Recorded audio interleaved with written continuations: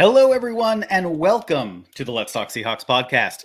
I'm your host, Robert Smith, along with my co-host, Adam Stellman. Today, we'll be discussing a preview of our Week 9 matchup at the Baltimore Ravens. Adam, let's talk Seahawks. Yeah, let's look. I got to apologize to our listeners that we put out a pod recently that was our review of week 8, and I was low energy and I was very negative the entire time. And I'm going to try and break that here and not be so, because you made some great points to close it out. Number one, the Seahawks are leading their division right now. We are number one in the NFC West. Leading our conference. We are number 2 in the division right now. We are, or no, flip that other way around. Yep, I was right the first time. The point being, the Seahawks are doing really, really good. Look, we're sitting at 5-2 right now. Yes, we've had some struggles, but we've found ways to win, which is something the Seahawks have always done. There's no reason not to think that we are going to continue to play good football. So sorry about that, viewers, listeners. I'm gonna try and remain positive for the rest of the season. The Seahawks are in a really good spot, and after recent transactions, we might be even in a better spot. So nothing but positive from here on out, guys. I swear. Pinky swear. Fingers crossed. I don't know what I just did there. Anyway. Yeah, so you heard it here. Please keep Adam and I both honest. Throw us a comment. Be like, come on, guys, you got to lighten it up. Rob, quit harping on Shane Waldron. He's doing the best he is able to at this point, regardless of where his potential sits. So, this has been sort of an eventful week in the NFL and for the team. But really, let's start out with some news in the NFL that really surprised me, because I don't remember the last time I heard of a coach being fired this early in the season. And then I remembered, the last time this happened was John Gruden with the Raiders. So the Raiders, once again, keeping up trends. And I know John Gruden technically resigned. He didn't get fired, but sure, we know the circumstances around that. So the Raiders decided to clean house. I mean, they were just done. So owner Mark Davis decided he likes paying coaches that are no longer with the team. Oh, he loves paying coaches that are no longer with the team.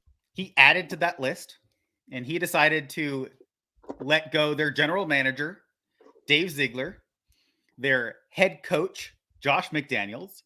Joshy boy. Of note, this is McDaniels being fired in the mid-season for the second time when he was with the Denver Broncos. He was fired in his second season, about this point in the season, maybe a little bit later. Pretty early. And they also let go their offensive coordinator, Mike Lombardi, and then benched their starting quarterback, Jimmy Garoppolo. So a lot of eventful things happened in Las Vegas. Of note, also, the day after this news broke, the Raiders organization decided to put a big, huge, hey, Jimmy G, happy birthday from the organization, blah, blah, blah. So happy birthday, you're benched. So classy. Yep. But that's what we've come to expect from the Raiders organization. And hey, if that's what you're going to do, that's what you're going to do. Raiders are going to Raider, right? The Davis family still owns that franchise. But I'll put this out there. I have a plan to fix the Raiders. Oh, God. And no, it's not some overarching thing like sell the team. I have an actual plan. If the Raiders want to reach out to me, I will take a very reasonable consulting fee. Like probably the cheapest fee they're going to get from anybody who has a plan for the Raiders. Because I'm not greedy. And, I will fix the Raiders. I legitimately have a plan on how the Raiders can fix their organization, bring in quality coaches, not let emotions get the best of them, right? There's a whole plan for it, a whole structure. And I will do this. Just reach out. If you're on YouTube, Raiders, our email is attached to the channel. You can find it easily. Your PR department knows how to do it. You could reach out to us on Twitter as well. And that is at LT Seahawks Pod. Both Adam and I have access to that, and we will be gladly out there to provide our information to you. Even though we are a Seahawks channel, I will help the Raiders. So there you go. That's all I got to say. That's my pitch. It's not good, but it's out there. Don't give anything away for free, Rob. Make sure that they contact you before you start spilling the beans on this. What I assume is a brilliant plan. Always. If you didn't know, I am the hidden NFL genius. And nobody's just found it yet. I am that hidden gem that apparently has stayed buried for far too long. Clearly. So the any Seahawks, other? I was gonna say, was there any other league news? As far as league news, I think the only thing really of note, we mentioned this during our draft. I did it again. I mentioned this during our trade deadline coverage that we did. That sort of live event. See if the news rolls in right at the deadline. And that was now on YouTube. Yes. When the Bears went out and got Sweat from the Commanders, I said, why did you pay a second round pick? And this is going to be a very high second round pick, like probably right around 35 or 33 to 35. For a guy who hasn't had double-digit sacks in his entire career and is on a contract year, I'm like, you have to already have an extension sort of in the works or a commitment to extend before you pull the trigger on this deal. And I said that if I were him, if I were Montez Sweat, I would walk in and say, hey to the Bears, and in 10 weeks, I'd walk out of that building and go hit free agency. Well, that didn't happen. They were able to get a deal done, and they're actually paying him quite a decent amount. I think it averages right around $24 million a year. That's so 4 years, $98 million. 4 years, $98 million. So, right, good for them, right? You got to do what you got to do. And he went out and got paid.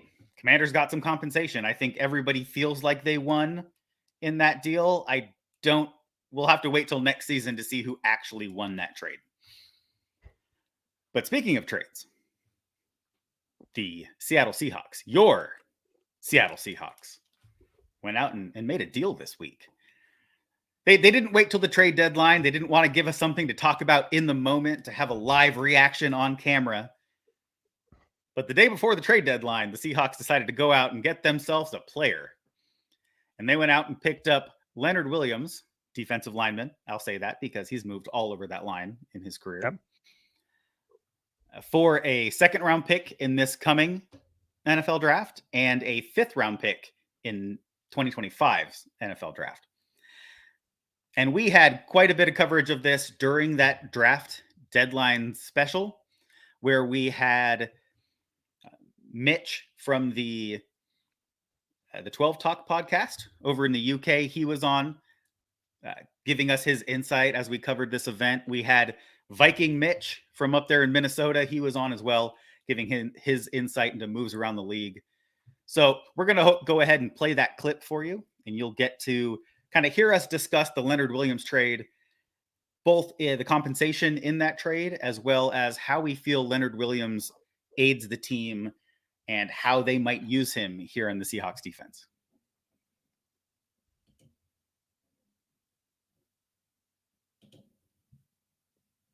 That's got to give you pause. I mean, again, I think that may be one of the big reasons why he brought in a guy like Leonard Williams, is to have even more of that rotation. The more and more I think about this move by the Seahawks, even though the draft capital is a lot, and again, we talked about earlier in the podcast how, as well as the Seahawks have been drafting of late, these are some primo picks that they're kind of giving up for these players. But if the idea is they know that they're going into the meat of their season, which we are doing, I mean, we've got a murderer's row of competitors coming up in this late stretch, especially the end of November. That the idea about keeping your guys fresh and making sure you've always got those warm bodies along that defensive line, this seems like more and more just a really, really smart and savvy move by John Schneider and co.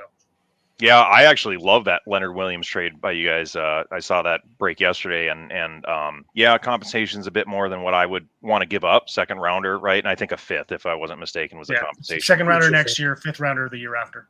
Yeah, I have a good friend of mine who's a Giants fan, and he's Poor guy. wow, yeah, poor guy for sure. But he's been all about Leonard Williams, and I can tell you, as a Vikings fan, from that playoff game last year, Leonard Williams wrecked that game for the Vikings. Right, he was in the backfield almost every snap. I mean, so he is a damn good player. Yeah, I really wanted to look. I was really looking forward to talking about this, and I really wanted to go into the draft capital side of this. I mentioned it very briefly in the comments on the YouTube before I joined the call.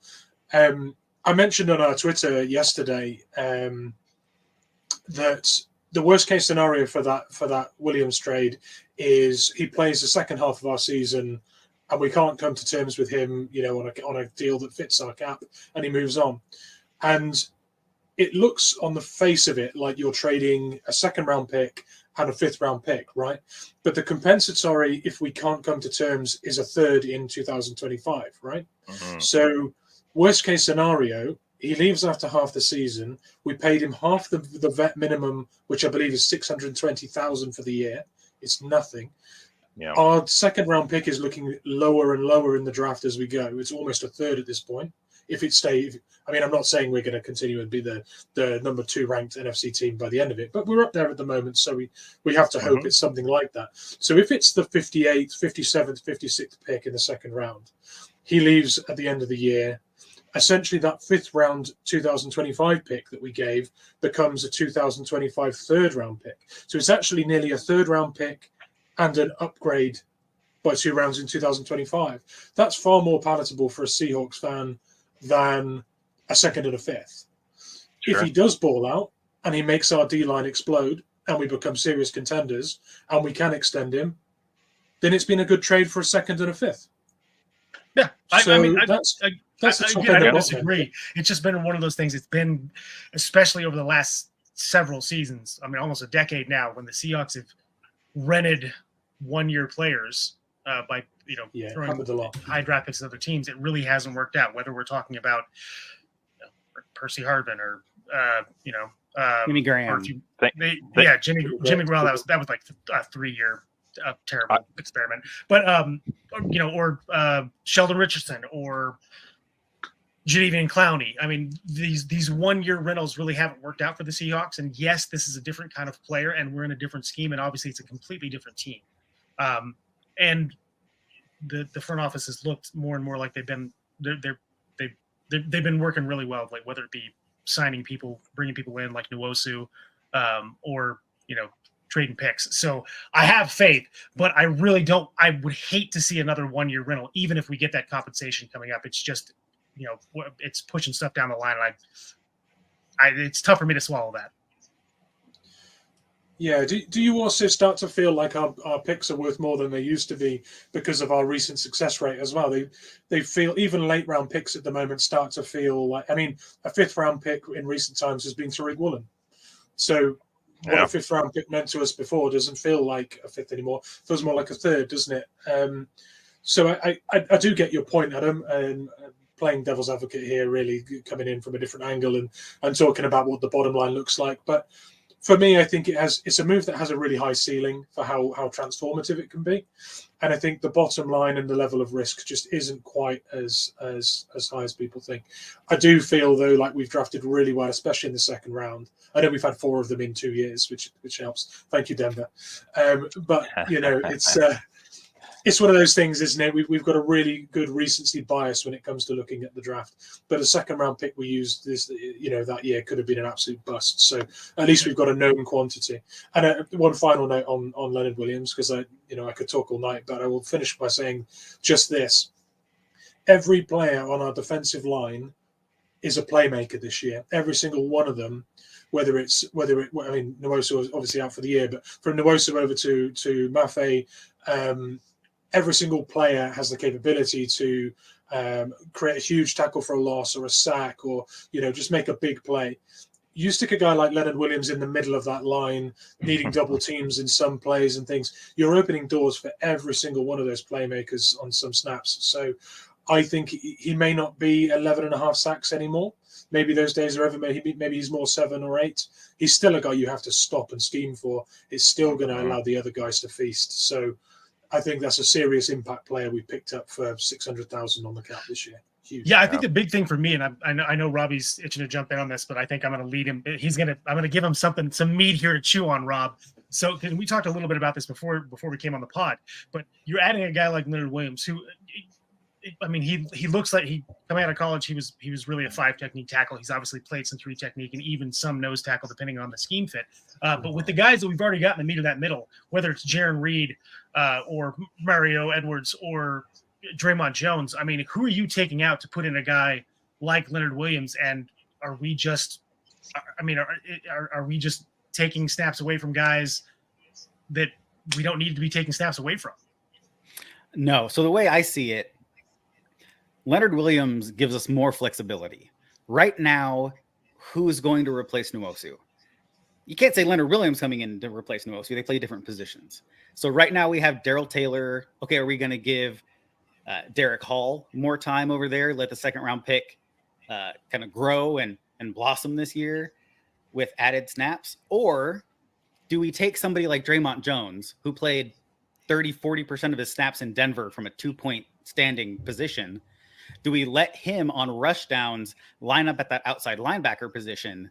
And then now you have Reed and Williams in the middle, Draymond Jones on the one side, and Mafe in nickel. Or if we're in sort of a base 3-4 look, you still have Mario Edwards down in the 3-point stance on the line. That's a good way to increase your goal line. That's a good way to increase your run stopping ability in those brotherly push kind of, what do they call that? The brotherly shove? The tush push. Tush push? I don't know, whatever. It's a good way to stop those short yardage situations by going to a formation like that. And Draymond Jones is familiar in rushing from a standing position. Then it also beefs up your rotation. If you watch the game last week, our defense was gassed. I mean, they were on the field for 37 minutes of that game due to offensive issues, which Adam and I will go into in great depth on our recap show here either tonight or tomorrow. But this allows for those big guys to be able to get a break. I think it's wonderful. I hate to say that Leonard Williams is a rotational piece because I think he'll play a bigger role than that. I think the person who gets hurt by this trade is Darrell Taylor, who was getting a lot of those Nwosu snaps. But this is all about versatility. And I think if used properly, this could be an amazing trade for the Seahawks. And it's a brotherly shove, Rob. Thank you. Yes. What's quite interesting for me as a guy that's so focused on the NFL draft and college football and things. I was huge on Mike Morris this year at Michigan, who we ended up taking, and I'd called him to the Seahawks. I'd mentioned it on our pre-draft process that I thought he would become a Seahawk, and he did. And the reason I said that he would be a Seahawk is he's a really versatile guy. He's 6'5". He ended up being 295 when we drafted him, and we took him from a 4-eye position and put him into a 3-tech defensive end, sort of bare front kind of guy. Well, Leonard Williams is 6'5" and he's 305, and he plays 4-eye. He plays 3-tech. I'm not going to say he plays nose because he doesn't really, but he plays some shade stuff at 1-tech. So that's a really, really similar profile to something we drafted with the intention of moving from the position that he can play at 4-eye and moving him inside. And I think a big part of that was that the Seahawks occasionally play big end and put a larger, heavier sort of defensive end on one side instead of a linebacker to reinforce and set an edge. Now, with Nwosu gone, we're playing Darrell Taylor more at that side. And we all know Darrell Taylor's shortcoming is setting the edge and reinforcing the run. So you've now got Leonard Williams there who can play big end, or as you say, could play inside with Taylor with Reed, and then you can move Draymond Jones out there. We know that Jaron Reed has played as a larger end as well. Obviously, he's bulked up for nose, so he's not really fit for that currently. But that flexibility and versatility that comes from having a guy that can play the edge and inside means you can simultaneously go three front to 4 front, without changing personnel. You never want to see a big guy running off the field when someone's about to snap the ball and catch you unaware. So having guys that are versatile and can play multiple fronts all the time on the field, huge benefit. It's exactly what Leonard Williams gives us. It's exactly what Mike Morris was drafted for. So they've missed that guy this year now that he's on IR, and I feel like they've got that versatility back with this pick.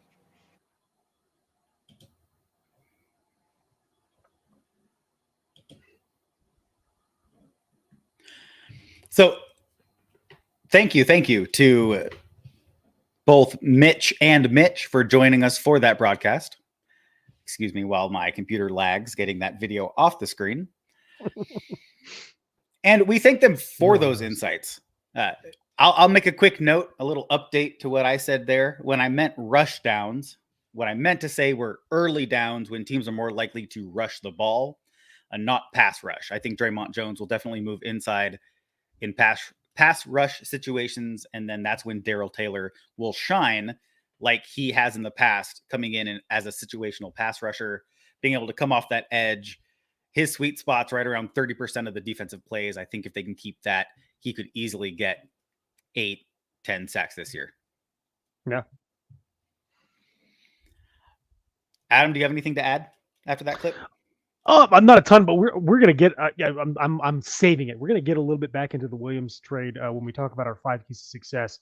But all I'll say is this: I am excited to see Williams's debut wearing 99 for the Seahawks and what that looks like on the field. So that's it. I'm excited to see him. All right, so let's just move right into transactions. The Seahawks obviously made a huge transaction this week. We just talked about it.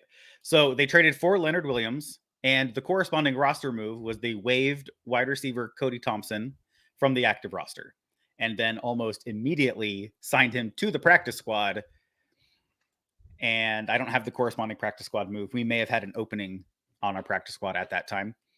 And then since we're doing this Saturday night, getting ready for the game on Sunday, we already have the information about practice squad elevations. And we know that offensive tackle Jason Peters was elevated from the practice squad to the roster for the game. So that's of note because he ended up playing 40% possibly of the right tackle snaps last game, splitting with Stone Forsythe. So keep an eye on that. I think they're really trying to figure out who is going to be the piece of the puzzle that slots in there for Abe Lucas while he fights back from this chronic knee problem he's dealing with. The injury report this week. The Seahawks had 4 players that were questionable. 2 of them aren't on the 53, and that's Kenny McIntosh and Austin Fiolu, who are coming back from injured reserve and the PUP list, respectively. So they have one more week before they have one more week to be activated. They're still in their 21-day window. If they're not activated next week, then those guys will revert back to the permanent form of those lists that they're part of, and they won't be able to be activated at any point during the season. So those are moves that we're expecting to see this next week. And we'll just kind of see how that shakes out. But definitely take your time coming back from injuries. Those guys need to make sure they're at the fitness level to play and all those things. I'm not worried about it. You got to trust John Schneider and Pete Carroll when it comes to roster makeup. So the other absolutely. 2 players that are questionable are players that we've relied on this season quite a bit. And they're both offensive linemen, both guards. And that's Phil Haynes and Anthony Bradford. Anthony Bradford is playing heads and tails above what I thought he would contribute this year. And Phil Haynes has had that nagging calf injury that's kind of kept him out the past couple games. So let's see if either of those guys are ready to go. And if they are, we know that they'll contribute. They've been playing quite a bit this year. I would like to see Anthony Bradford get another look, though if it's Phil Haynes, for me, it's not that big of a drop-off between those 2. Yeah, agreed. Adam, how about Baltimore? Coincidentally enough, Baltimore also had 4 guys listed on their injury report this week. The biggest one, he is the biggest one, and also the most important one is they're starting right tackle Morgan Moses. Is now listed as doubtful. He has not practiced all week with a shoulder injury. I don't expect him to play. It doesn't look like he's going to play. So that's good news for us on that. for our pass rushing downs, especially because Moses has been pretty key to keeping um, their quarterback clean thus far this season. The other three guys are all listed as questionable.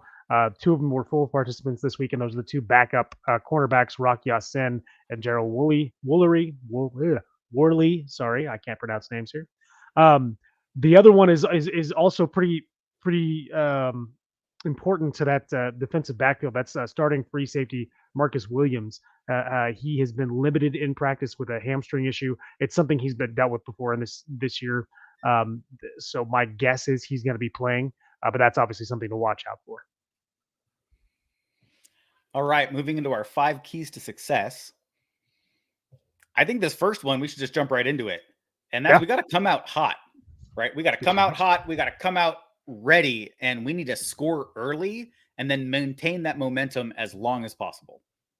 Yeah, look, the reason that I think we have been able to kind of come away with wins when the offense is stalled is because we've been able to put points up early, which is kind of give us, a little something in the bank to kind of hold on to. The struggles have been later when we're not able to kind of use those already scripted plays to develop offense. So I think we know that the Ravens are a pretty high-powered offense. I mean, it all starts with their quarterback. Lamar Jackson is probably one of the most, if not the most athletic player at that position in the league right now. The man can do it all. He is amazing. There's a reason why he won MVP his first year starting, because he's just that good. They're going to be able to put up points in bunches. We are going to need to be able to do that. Yes, I think they haven't seen a defense like ours of late when they've been putting up having those 30-point games, but they're going to find ways to get points on the board, whether that's kicking it from 85 plus yards because Justin Tucker can apparently just kick the entire field. So it doesn't matter. They've always got a shot to get points on the board. So we need to make sure that we are putting points on the board. We need to come out hot. We need to come out looking good. Let's try and get this their home crowd out of this game as soon as possible. All right. Our second key to success is, can Shane Waldron adjust? Now, I said I wasn't going to harp too much on Shane Waldron. I spent all of our last episode talking about Shane Waldron, basically. But this is something we've seen, the lack of the offense to adjust to what's going on in in-game situations. So we know Baltimore is tough. Baltimore is the number 1 defense in points against in the NFL right now. They're going to be a tough matchup. They're going to be able to stop some of the wrinkles Shane Waldron's going to game plan for. So how do we respond? That's the main thing here. Is Adam mentioned it earlier. This offense has really struggled to score points in games, and especially late in games. So those in-game adjustments will be key if this becomes a close ball game. If we need to come back like we did in our last game against the Browns and have a drive in the fourth quarter, that will take in-game adjustments. And so in-game adjustments are what we need to see from the offense primarily, and just how they respond to what the flow of the game's doing. Yeah, that's been the big problem, right? Is we've seen what this team can do early in games when we've got those scripted plays and how well the offense can get clicking. It's when we've got to then go, okay, what are we going to do now that we're, they put us behind the sticks because of whether it's penalties or just a run play that didn't go anywhere. So now we've got to adjust. We've got to come out with something else to get those yards back. And that's where we've struggled. And look, I know you said you didn't want to harp on Shane Waldron, but I will, because that's the thing that we haven't seen from him. We haven't seen that yet. We haven't seen him adjust to what the defense is doing in games and still be able to generate points. Yes, we had that fourth quarter comeback last week, but I think that's more about, I think those were just what we had designed for a 2-minute drill going into the game. I think that was, again, scripted plays. And yes, the offense was clicking then, but we need to make sure that we can have that kind of chemistry and move the ball during the game when we don't have scripted plays. So, I need to see it from Shane. I need to see some kind of game. I need to know that after he can no longer just rely on the plays that he's inserted into the game plan, that he can put this offense in the right position to still make points. And I haven't seen that yet this year. We need to see it in this game because we are going to have to continue to put up points the entire game if we're going to keep pace with Baltimore's offense. Exactly. And our third key to success is it's all about the ball. I have to give a shout out to Nick Lee of Locked On Seahawks because he said this stat in their game preview, and it kind of caught me off guard because I didn't realize it was this apparent. But the Ravens are 6-1 this season in games that they've generated one turnover, at least one turnover. Yeah. So that means we have to be clean. We have to keep the ball. We got to keep it clean. Geno needs to take what's given and not force passes. We've seen him the past couple of weeks make questionable decisions. Oh, that initial read isn't there. Oh, but he's turning it upfield. I'll just float it over the top, and then it gets intercepted. That was that one to Jake Bobo. But it's all about ball security. The Seahawks didn't fumble the first part of the season. Their first fumble was in the Cincinnati game when DJ Dallas fumbled on. No, it was in the Cardinal game when DJ Dallas had that forced fumbled by Joey Blunt coming back to former Seahawks special teams great Joey Blunt. Exactly. So they've been good about keeping ball security. It's even more important in this game. Yeah, look, I mean, you said it right. Baltimore gets one turnover. They are almost guaranteed to win. I mean, they've only lost one game where they've generated one or more turnovers. The Seahawks, we've been kind of spotty with this. We've won games where we gave the ball away more than the other team, and we've lost games where we didn't give the ball away and got 3 turnovers. So this is something that Pete Carroll says all the time: is it's all about the ball. We can't give Baltimore an opportunity to take the ball away from us and get an extra point. There's just no margin for error here with this game. So Geno's, again, got to be sharp, got to not be throwing those bad balls, which he's had a propensity to do the last couple of weeks. We've just go to the open guy, take as much time as you have in the pocket. Don't try and force it. Don't rush it. When you have a 3-step drop, take all 3 steps. Don't try and throw out of number 2. But yeah, we can't give the ball away in this game. I think this is probably the biggest key, and maybe we should have put this to number 1. Is if we can hold on to the ball and force takeaways and not give any up, I think we've got a real good chance to win this game. All right, our fourth key to success is I spy. This is really a play on words. The real thing here is, what are we going to do about Lamar Jackson? Right? He kills defenses with his feet because, hey, you might have great coverage, but I got 5 yards of green space right here, and I'm going to make a shifty little move and turn that into 15. Yeah. So what is the plan to deal with Lamar Jackson's rushing ability?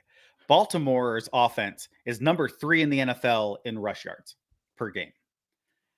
I believe it's 143, though I don't have the number in front of me. That's what sticks in my brain. 140 plus yards per game, yeah. And a lot of that comes from Lamar Jackson's ability to scramble, to get something positive out of an otherwise negative play. So what is this defense's plan? This goes to Clint Hurtt and his game planning side of the ball. What are they going to do to contain Lamar Jackson? And then how are they going to take advantage of opportunities when they have already contained Lamar Jackson? Yeah, look, this is what I was saying before. Lamar Jackson is probably the most dangerous player at the quarterback position in the NFL right now. Yes, he is great with his legs. We know how shifty he can be. This is the only guy, one of 3 people that's ever broken 1,000 yards rushing at the quarterback position this season. The other 2 being Justin Fields and, of course, the late great Michael Vick. Sorry, I know he's not dead, but in my mind he is. We won't talk. I'm a dog lover, okay? Look, the most obvious thing is to keep a spy on Lamar Jackson for the entire game. That's something that Bobby Wagner used to do all the time when we were playing Colin Kaepernick back in the day. Bobby's not that fast anymore. Maybe this is not something you want to just have Bobby on. Maybe Julian Love needs to be that guy. I don't know. And I'm also not saying that needs to be the game plan. Let's just keep a spy on Lamar the whole time, because that also takes a guy out of coverage. So, and the other thing is, yes, Lamar Jackson can beat you with his feet. He can also beat you with his arm. This guy, I mean, he averages over. I mean, he's had seasons where he has more than 70% completion percentage. He is great at making decisions when it comes to throwing the ball or keeping it himself. So he is going to be the key to this game. Lamar Jackson is the engine for that offense. We have got to find a way to stall that engine. All right, number 5, and this is really a big one, and we've already talked about it this episode, but where does Leonard Williams fit in? He's coming in on a short week. He was traded for on Monday, so he probably showed up to the facility on Tuesday, because they make that happen really quick in the NFL. He's had, what, three days, because he probably did a physical and everything on Tuesday, maybe 3 days in a walkthrough, 2 days in a walkthrough of practice. How much are we going to see of him, and what impact is he going to have on the game? I think with his caliber of player and everything we've heard about him, is he is one of those guys who, when he's ready, like, he is on it. He is a smart player. He is able to digest information quickly that comes at him and be able to put that out on the field. So are we going to see kind of a preview of what we're looking for the rest of the year in how he fits into that defensive line rotation? Or is this going to be, let's get his feet wet? You know, he's only been here a few days. I would like to see more of him to see what they do, but that part of me that's just me being a defense guy, and I want to see what the future of this defense looks like. But I'm really excited to see how they work Leonard Williams in. Yeah, look, I mean, that's the big question on defense in this game, is and that's why we put it here. Where does Williams fit in? The only thing I'm really worried about is I just don't want to see this defense take a step back when he's on the field. Do I think that's going to happen? No, he's obviously that kind of a player that I think he can step in and hold his own. But we've developed some really good chemistry on this defense as this year has gone on. This is why the defense has gotten better and better as these guys have kind of gelled as a team. And when you change a piece in that, we're gonna have a step back. I mean, I think if Nwosu had been healthy for the Browns game, I think we would have had a better defensive stat line than we did. I think we would have been less gassed towards the end. We probably would have generated more pressure as well. Frank Clark came in and played, I think, just under 30% of the snaps on defense. I expect to see something similar to that with Leonard Williams, probably more than 30%, close to that 35-40 mark, but somewhere right around there. And all I'm worried about is the defense going to be able to maintain form when he goes out there and changes the chemistry on that front line? And that's it. That's the only question I have. All right. Breaking this down, looking at the position groups that each one of these teams are going to bring to the table in this game. Apples to apples. Quarterbacks to quarterbacks. Who do you think has the edge? I mean, look, I love Geno, but even when Geno is playing at Pro Bowl form, Geno Smith is not Lamar Jackson. It's not to say Geno isn't a great quarterback. Geno, I like I said, I already said I love the guy. Lamar Jackson's a different animal. This guy is a ridiculous athlete at the position. He's already won an MVP. He can do it all. So I don't think there's a universe where anybody would say Geno Smith is on the same level as Lamar Jackson. So I've got to give this to the Ravens. Yeah, I'm going to give this to Baltimore as well, but maybe not for the same reasons you did. Yes, Lamar Jackson is great. Like, he's going to end up being one of the best quarterbacks of this era in the NFL. But I'm giving this to Baltimore because Geno's been a little off since the bye week. Yeah. We've noticed that he kind of second-guessed himself a lot in that Cincinnati game. We saw some questionable decisions against Arizona, and we even saw some issues against the Browns. So that trend tells me that Geno needs to get right with whatever's going on there. I don't know what it is. I don't pretend to know what it is. But Geno's had some decision-making issues, be it second-guessing himself or not trusting what the other players are relaying back to him. So I'm giving this to Baltimore for many reasons. How about the running backs? This is another one where I don't think it's particularly close, and it's going the other way. I'll get that out of the way first. I gave this matchup to Seattle. Look, we got a ridiculously dynamic guy and Kenneth Walker the third. We've got a guy who I think is just coming into his own in Zach Charbonnet, but he looked really good in that Browns game. And I think we're just scratching the surface of what he's able to bring to this offense. And DJ Dallas is just a solid all-around player. Yeah, I don't think this is a particularly close. I like Gus Edwards. I've liked Gus Edwards since he came into the league. I think Justice Hill is a decent NFL running back too, but neither one of those guys can hold a candle to what we've got. Yeah, I gave this to the Seahawks as well. I took a deep look at it because, like I said, the Ravens are number 3 in the NFL in rush yards per game. Yeah. And I like Gus Edwards. In fact, I already laid a bet on Gus Edwards and Kenneth Walker to combine for over 140 yards on the ground in this game. I think so. Let's see if it hits or not. I think I put $1 on it, so it's not really that big a deal. But I went with the Seahawks. I think we have a better stable, exact same reasons you did. Wide receiver room. Yeah, look, there's some guys on that Ravens squad who you've heard of. The big one, of course, being Odell Beckham Jr. But he's not the same guy that he was when he was playing for the Giants. I don't even think he's the same guy he was when he was playing for the Browns or the Rams. We haven't seen him do anything this year, so he's just a name guy. Could he have a renaissance game? Yes, it's entirely possible. The man is that talented. I just don't know if he's that athletic anymore. Outside of him, what you've got Rashad Bateman. You've got a guy who's the Duvernay. Sorry, Devin. Both guys that can stretch the field, can high point a ball pretty good. They've got their rookie slot receiver that kind of mirrored ours, taking him 2 spots later, I think. And is there another guy on that team that I should know? I think those are the only 4 that I can name off the top of my head. Doesn't matter. None of those guys are anywhere near as good as the Seahawks. I would have taken prime Tyler Lockett over prime Odell Beckham any day of the week. I'll still do it. DK Metcalf is a better deep threat than both Duvernay and Bateman combined. And I think he's a better all-around receiver than both of them.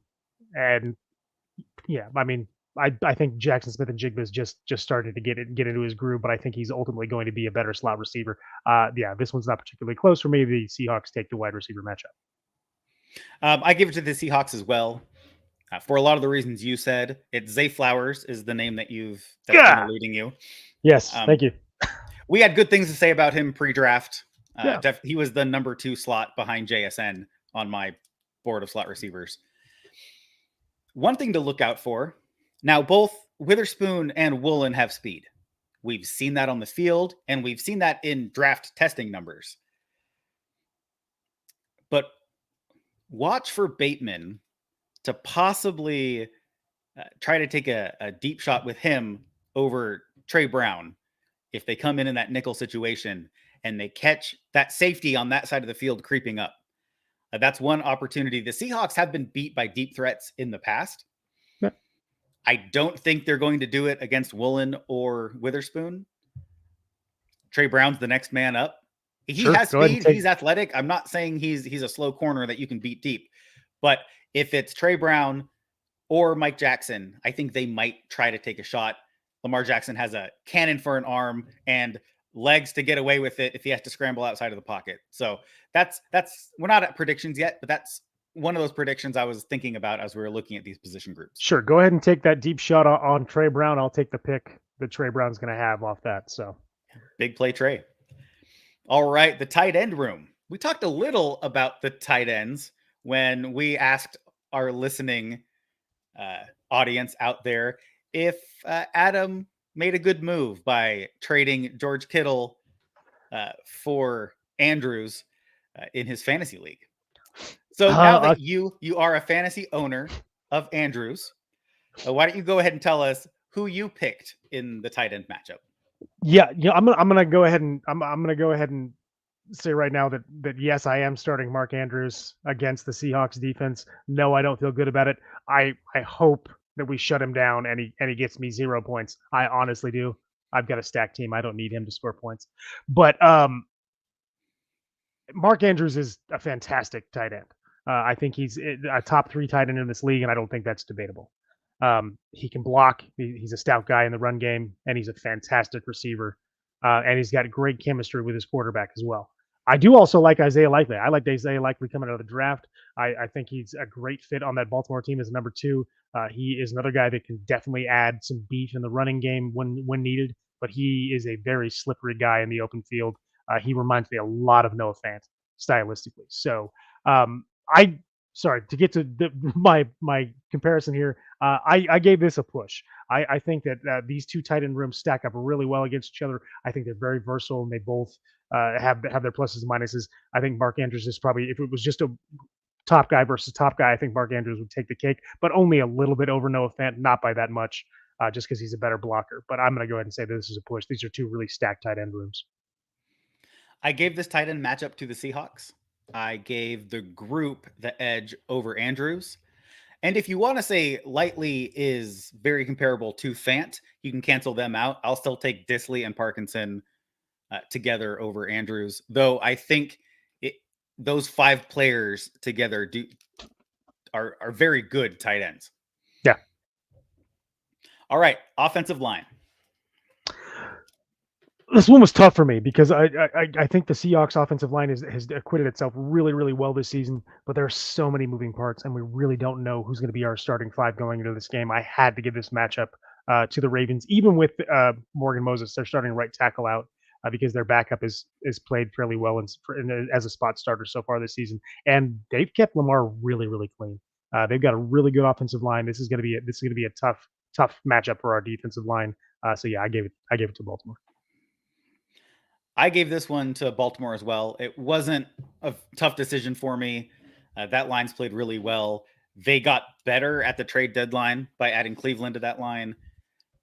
And looking at their players, I forgot that they grabbed Andrew Voorhees in the draft. Now he's not playing. He's coming off of that torn ACL at the combine. But next year, watch out in that division, because they're just going to get better on that line when he's able to step in and play. Completely unfair. Yeah, even with questions like if Abe Lucas was even in there at right tackle, there's a good chance I still would have given this to Baltimore. How about that defensive line? I kind of went homer on this. I gave it to the Seahawks, and I'll be honest. It's mainly just because Leonard Williams is now part of that defensive line. If we were playing a 4-man front, and our 4-man front consisted of Williams, Reed, Draymond Jones, and Mario Edwards, it would be the best front 4 in the league, and it wouldn't even be close. So even with only 3 of the 4 playing at any given time, probably this game, I'll still take the Seahawks D line. With the speed of those 4 players playing a 4-down front, every single team is going to run sweeps because those guys aren't going side to side as fast fine. as Mafe, Taylor, our linebacker. In that case, we'll have Devin Bush as the other outside linebacker. We'll be fine. There you go. The defensive line I gave to Seattle. I think we do have a better defensive line, just period. But there was no way I was going to give this to Baltimore with the Leonard Williams move happening this week. So I'm going to bring that to fruition and just say the Seahawks get the defensive line, though I probably would have given them defensive line anyway. Linebackers? This one was tough. I've gone back and forth, but I'm going to go ahead and say I'm giving this to the Seahawks. It was going to be a push initially, just because there are some name guys, Roquan Smith, Patrick Queen, 2 guys in the middle that are definitely forces for the Ravens. They've also got a big name in Jadeveon Clowney. I don't know if he's a big player anymore, but he's definitely a big name. But I think if you just look at who the Seahawks have, Bobby Wagner, I'll take him over Roquan Smith. Jordan Brooks, I'll take him over Patrick Queen. And so would the Seahawks too, by the way, just in case anybody's wondering. And they did. And then you look at our pass rushers in that linebacker room. Even with Nwosu out, Boye Mafe has come on.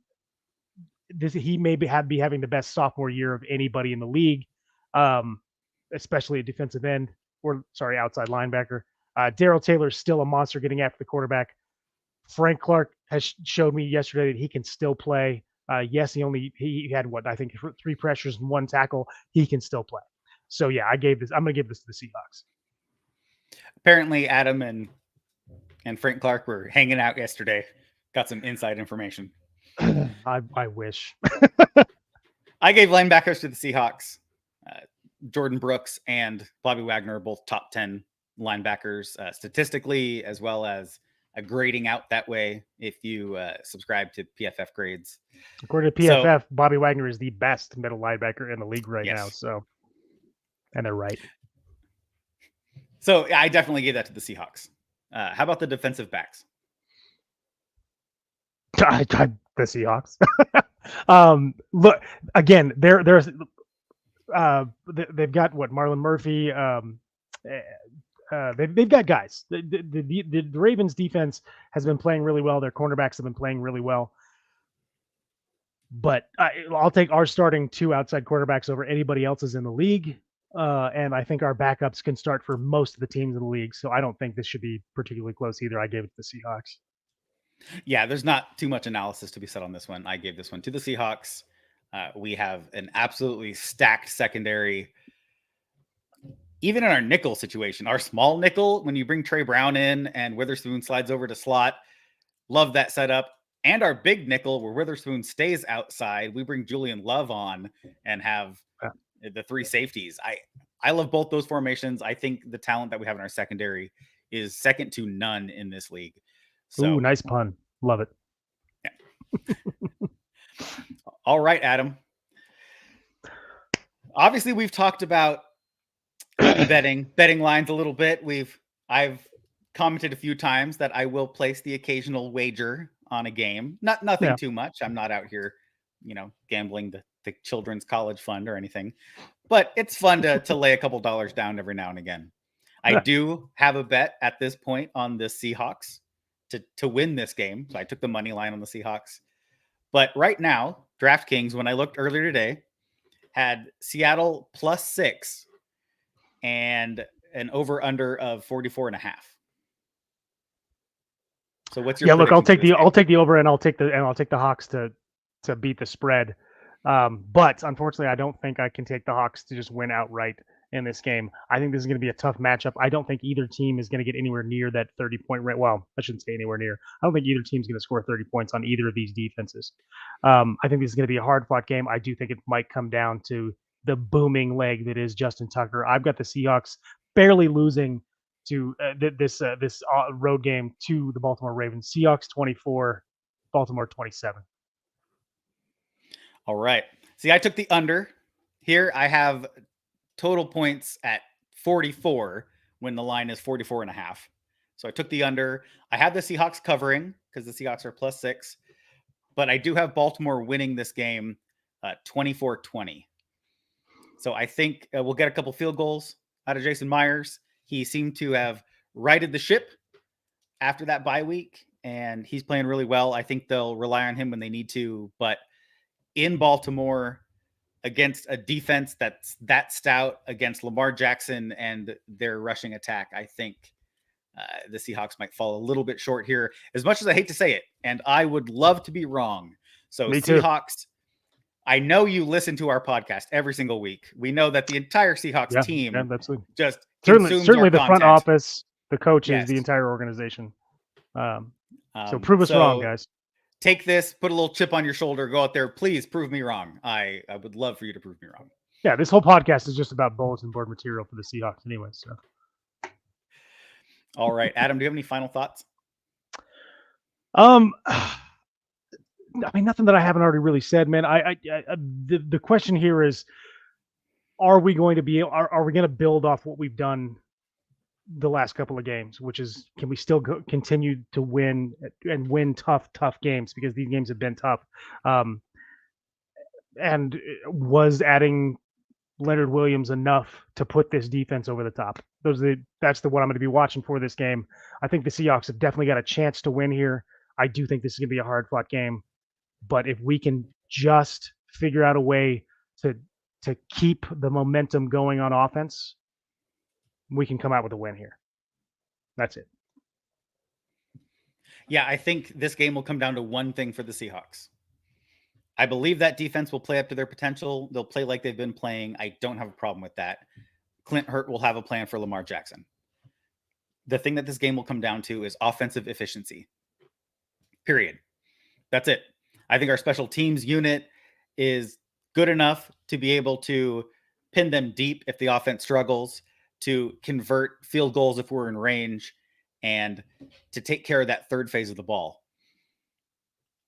Our offense has been struggling of late, and the efficiency of that offense, if we have a game like we had against the Browns or against the Bengals or against week 1 the Rams, or even the way that they played against Arizona, we lose this game. Yeah. And the bad thing about that is, of those 4 games, 3 of those were our last 3 games. So is this a trend, or was that a blip on the radar and now they're going to right this ship? I'm excited to see the Seahawks play. I want to see them against a top tier opponent like the Baltimore Ravens. And I think this will be a sort of preview as to what we'll expect when we get the meat of our season against San Francisco twice, Dallas, and the Eagles. Thank you for listening to the Let's Talk Seahawks podcast. We are the podcast for fans like you. We traditionally have episodes twice a week, and we thank you for watching them on YouTube or listening to them on various podcast platforms that are out there. So please give us a follow, give us a like, subscribe, or review us on whichever platform you're on. We love to take feedback. Once again, thank you for watching or listening. As always, go Hawks. Go Hawks.